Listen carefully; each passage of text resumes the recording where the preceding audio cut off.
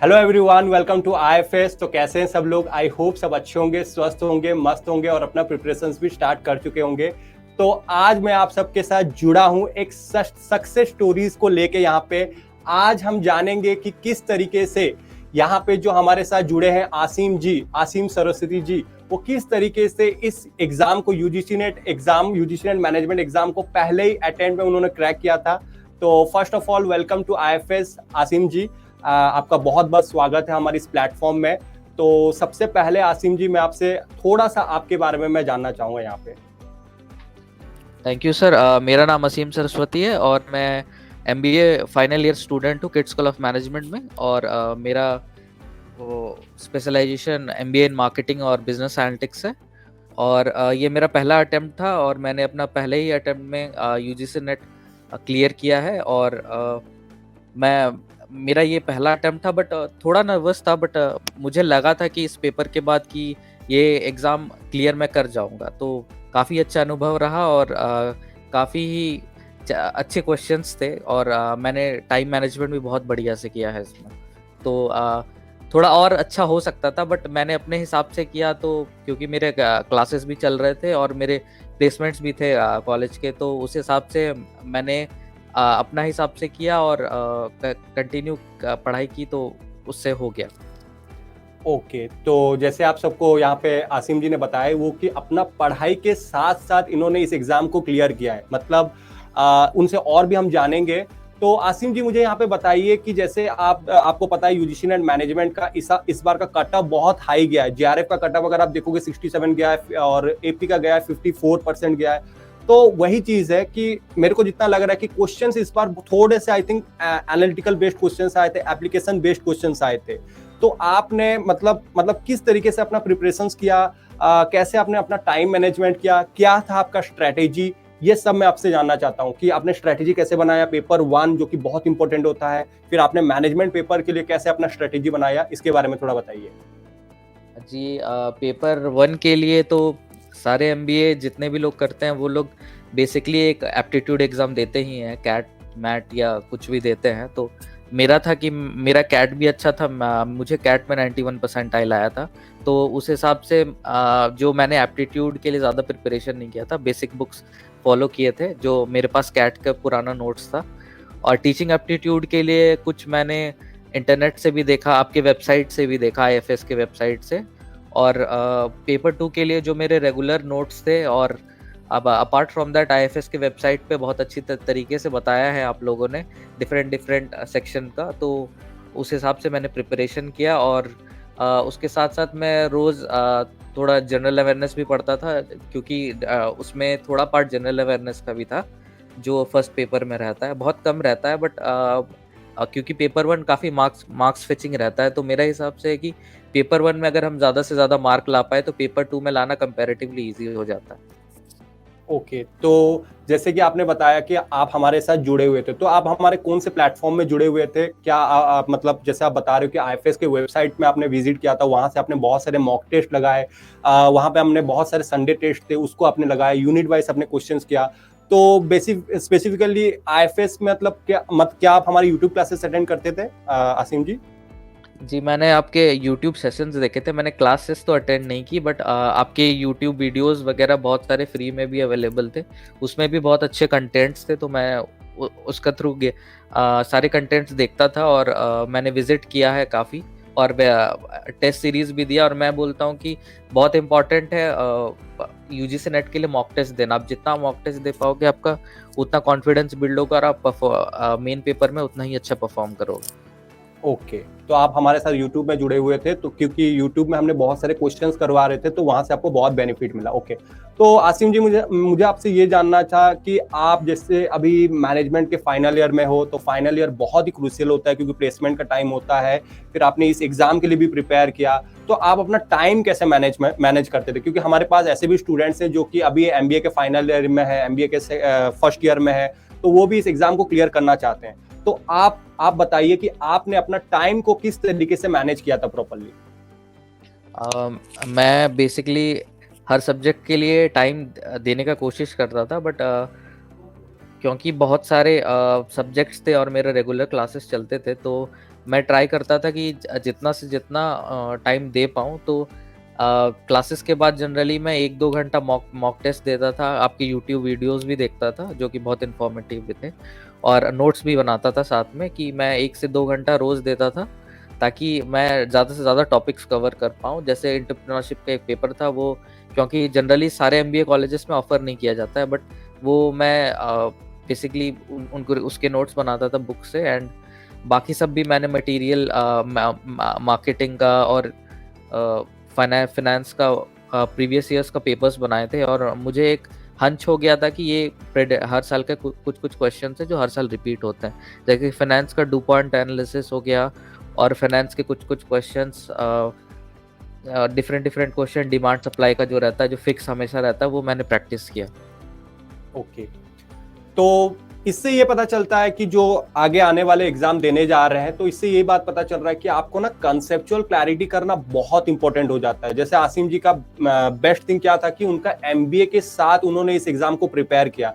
तो एक चीज ये है कि उनका ये में गैप कुछ नहीं था, उनका पढ़ाई पूरा फ्रेश उनके साथ था। और जैसे आपको पता है कि अभी क्या क्वेश्चंस के स्टैंडर्ड बढ़ रहे हैं, तो क्वेश्चंस के स्टैंडर्ड बढ़ रहे हैं मतलब वो एप्लीकेशन बेस्ड क्वेश्चन ज्यादा पूछे जा रहे हैं। इस बार के अगर आप पेपर देखोगे, एप्लीकेशन बेस्ड क्वेश्चन ज्यादा पूछ रहे हैं। तो आपको सबसे पहले कंसेप्चुअल क्लैरिटी करना बहुत इंपॉर्टेंट है। और एक चीज ये है कि क्वेश्चंस प्रैक्टिस करना बहुत ज्यादा इंपॉर्टेंट हो जाता है, एमसीक्यूज प्रैक्टिस करना बहुत इंपॉर्टेंट हो जाता है, पीवाईक्यूज प्रैक्टिस करना बहुत इंपॉर्टेंट हो जाता है। जैसे असीम जी ने बताया कि ड्यू पॉइंट एनालिसिस आता है, वो हर बार आता है। तो ऐसे कुछ टॉपिक होते हैं प्रीवियस ईयर क्वेश्चंस के जो कि आते ही आते हैं। ओके, तो मुझे आसिम जी नेक्स्ट सवाल मेरा ये है कि जैसे पेपर 1 के जो इंपॉर्टेंट टॉपिक्स होते हैं, जैसे हायर एजुकेशन हो गया, पीपल डेवलपमेंट एनवायरनमेंट हो गया, अब ये सब यूनिट, क्योंकि बहुत सारे बच्चे ना ये 2 यूनिट को बहुत डरते हैं और स्कोर भी कम आता है, तो ये 2 यूनिट को आपने कैसे टैकल किया?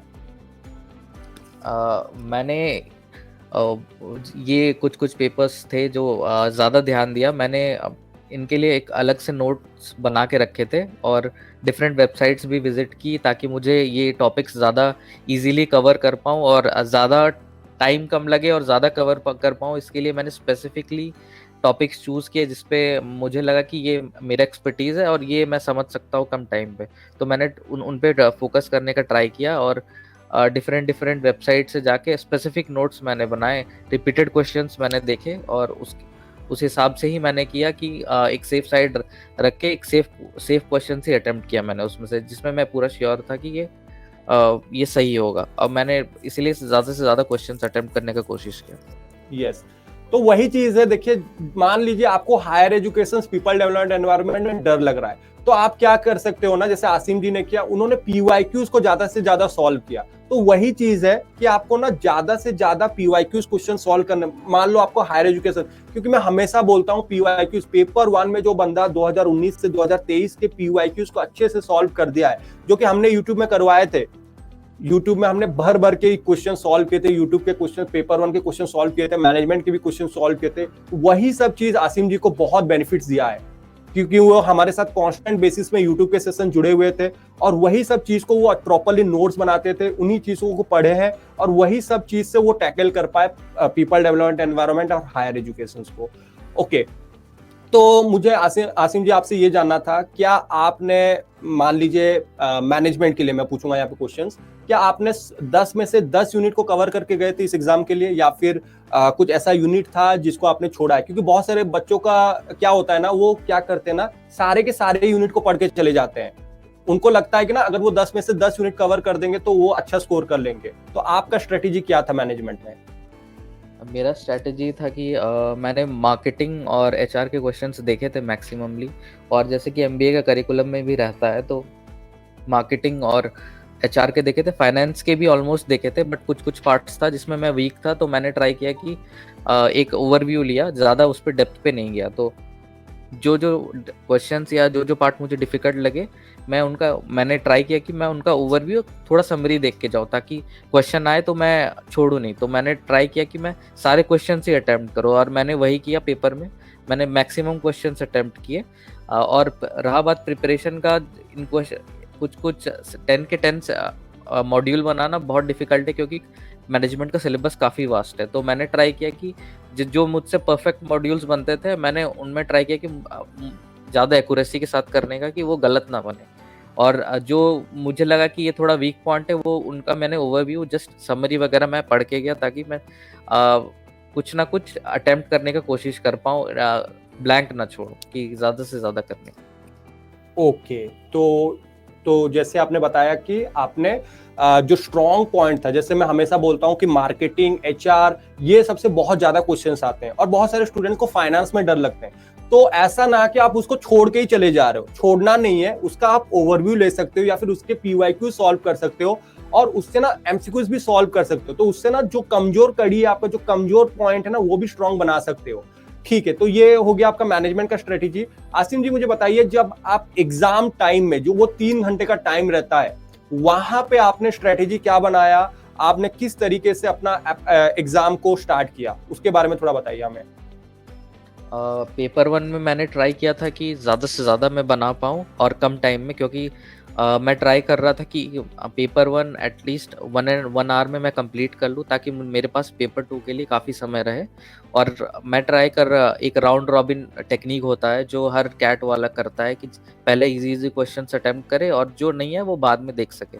तो वही राउंड रॉबिन टेक्निक से मैंने मैक्सिममली ट्राई किया कि मैं जितना जितना क्वेश्चंस कर सकूं एक बार में। तो मैंने वैसे ही करके पेपर 1 का बनाया, पेपर 2 का भी क्वेश्चंस बनाए। और पेपर 1 इस बार थोड़ा डेटा इंटरप्रिटेशन वाला पार्ट टिपिकली डिफिकल्ट था। लास्ट ईयर का पेपर जो मैंने बनाया था, जो मैंने प्रीवियस ईयर्स क्वेश्चंस बनाए, उसमें लास्ट ईयर का डीआई थोड़ा डिफिकल्ट था, और इस बार का डीआई लास्ट ईयर का इजी था, इस बार का थोड़ा सा ट्रिकी था। तो उसको मैंने टाइम लेके बनाया था, तो इसलिए मैंने ट्राई किया कि जितना सही मैं पेपर 1 में बना पाऊँ, और फिर बाद में पेपर 2 में मैंने पेपर 2 में भी ध्यान दिया, और पेपर 2 के लिए भी टाइम इक्वली डिस्ट्रीब्यूट किया उस हिसाब से। ओके, तो वही है जो मैं हमेशा बोलता हूँ, हमेशा आपको ना इजी क्वेश्चन से स्टार्ट करना है। तो इन्होंने भी वही चीज किया, आसिम जी ने भी वही किया, इजी से स्टार्ट किए।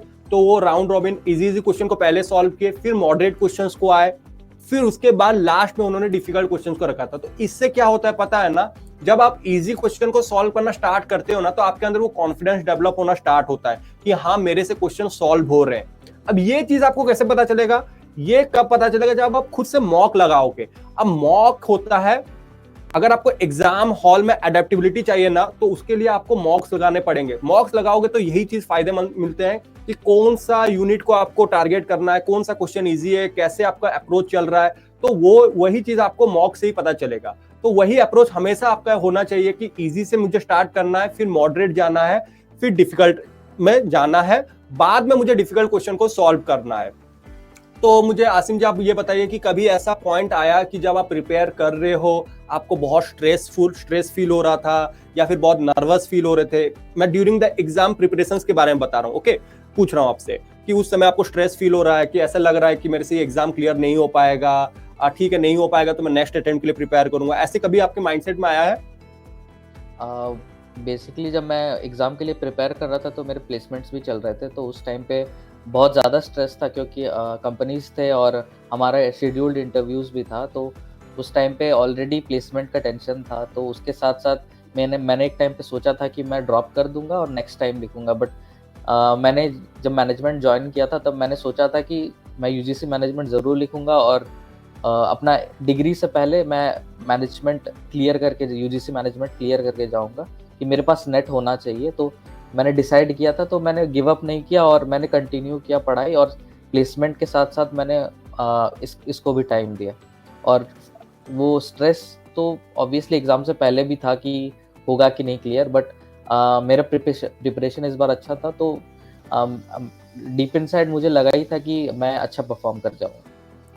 ओके, तो मतलब आपको इस एग्जाम को प्रिपेयर करने के लिए कहाँ से वो मोटिवेशन आता था, कहाँ से वो गाइड मिलता था, जो कि जिसके चलते आपको कॉन्फिडेंस था कि हाँ, मैं इस अटेम्प्ट में, पहला ही अटेम्प्ट में मेरा एग्जाम क्लियर हो जाएगा बोल के? मतलब कुछ तो होगा ना, हर इंसान का कुछ ना कुछ मोटिवेशन रहता है, तो आपका भी ऑब्वियसली कुछ ना कुछ होगा। तो उसके बारे में थोड़ा बताइए। मोटिवेशन एक्चुअली मेरे बड़े भैया हैं, वो उन्होंने भी यूजीसी नेट लिखा था, तो उन्होंने भी पहले ही अटेम्प्ट में क्रैक किया था। तो वो अक्सर बोलते थे कि डरो मत, ये बहुत डिफिकल्ट नहीं है, जो तुमने पढ़ा है वही आएगा। फ्रीक्वेंटली आस्क्ड क्वेश्चंस अच्छे से पढ़ लेना, जो पिछले साल के पास्ट ईयर्स के क्वेश्चंस बना लेना, और जितना चाहे मॉक प्रैक्टिस करना, अच्छे से करना, तो वो डेफिनेटली तुम एग्ज़ाम क्लियर कर जाओगे। तो उनके ये बातें बहुत मोटिवेट किया मुझे, कि स्पेशली प्रिपरेशन के टाइम। ओके, तो और एक चीज मैं पूछना चाहता हूँ आसिम जी कि आप जो हमारे YouTube सेशंस देख रहे थे, जो मैनेजमेंट के YouTube क्लासेस देखते थे, तो उससे आपको कितना बेनिफिट मिला? मतलब क्या लगता है कि उससे बहुत बेनिफिट मिला है आपके एग्जाम टाइम में, या फिर मतलब कुछ ना कुछ तो फायदा होंगे ही होंगे, राइट? तो आप मतलब जो हम क्वेश्चन सॉल्व कर रहे थे, क्या लग रहा था? मतलब वो क्वेश्चन सब एग्जाम में टाइम में आए थे? जी, जो मैंने आपके यूट्यूब वीडियोस देखे और जितने भी मॉक्स बनाए आपके वेबसाइट से, तो उनसे ऑलमोस्ट 50 to 60% क्वेश्चंस मैच किए। और जैसे आपके सिस्टमैटिक वे ऑफ क्वेश्चंस रहते हैं, आंसर्स रहते हैं, एक्सप्लेनेशंस रहते हैं क्वेश्चंस के, और जिस हिसाब से आप लोगों का डिटेल्ड वीडियो रहता है, तो मैं बोलूँगा कि वो बहुत ही अच्छा था। और मैंने उसी से काफ़ी प्रिपरेशंस किए, नोट्स वगैरह बनाए, तो वो काफ़ी इफेक्टिव रहा। ओके, तो आसिम जी, मैं आपसे ये पूछना चाहूंगा कि जो अभी नेक्स्ट अटेम्प्ट के लिए प्रिपेयर कर रहे हैं, जून अटेम्प्ट के लिए प्रिपेयर कर रहे हैं, जो पहली बार अटेम्प्ट देने जा रहे हैं, या फिर किसी जो एमबीए में अभी जस्ट उनका एमबीए कर रहे हैं, फाइनल ईयर में है, या फिर एमबीए क्लियर मतलब पास आउट हो चुके हैं, उनके लिए आप क्या बताना चाहोगे? उनका क्या स्ट्रेटेजी होना चाहिए? क्योंकि ये वीडियो बहुत जन देखेंगे, तो you are the role model for them also, तो आप उनको क्या बताना चाहोगे? क्या स्ट्रेटेजी होना चाहिए उनके लिए? मैं उनको एक ही चीज़ बोलना चाहूँगा कि डरे नहीं, और जितना भी क्वेश्चंस है, जितना भी प्रीवियस ईयर्स के क्वेश्चंस है, वो देख के जाए, कॉन्सेप्ट्स को रिवाइज करके, जैसे आपने बोला कि कॉन्सेप्ट बहुत इंपॉर्टेंट है, क्वेश्चंस बनाए, प्रीवियस क्वेश्चंस बनाए, जितना चाहे, और अच्छे से मॉक्स लिखे। जितना मॉक्स वो लिखेंगे उतना कॉन्फिडेंस बिल्ड होगा, और वो उतना ही अच्छे पेपर में परफॉर्म करेंगे। Okay, so Asim ji, then what is your future plan then? Another trying going for JRF, और या फिर अभी कहीं पे अप्लाई करोगे for the post of assistant professor? Next plan तो है JRF का ही, कि अभी नेट कुछ मार्क्स से JRF कुछ मार्क्स से ही छूटा है, तो मेरा नेक्स्ट प्लान है कि कोशिश करूंगा कि JRF नेक्स्ट बार इस जून का सेशन में क्लियर कर जाऊं, क्योंकि अभी थोड़ा कॉन्फिडेंस बिल्ड भी हो गया है। तो मेरे हिसाब से मुझे एक आइडिया भी हो गया है कि और मुझे कितना करना है, और कितना करने से JRF क्लियर हो जाएगा। और उसके बाद रिसर्च का सोचा है मैंने कि कोई अच्छे IIT IIM देख के रिसर्च करने का। ओके, यस, तो ये थे हमारे साथ अमित सरस्वती जी, जो कि अपने पहले ही अटेम्प्ट में इस एग्जाम को क्लियर किया।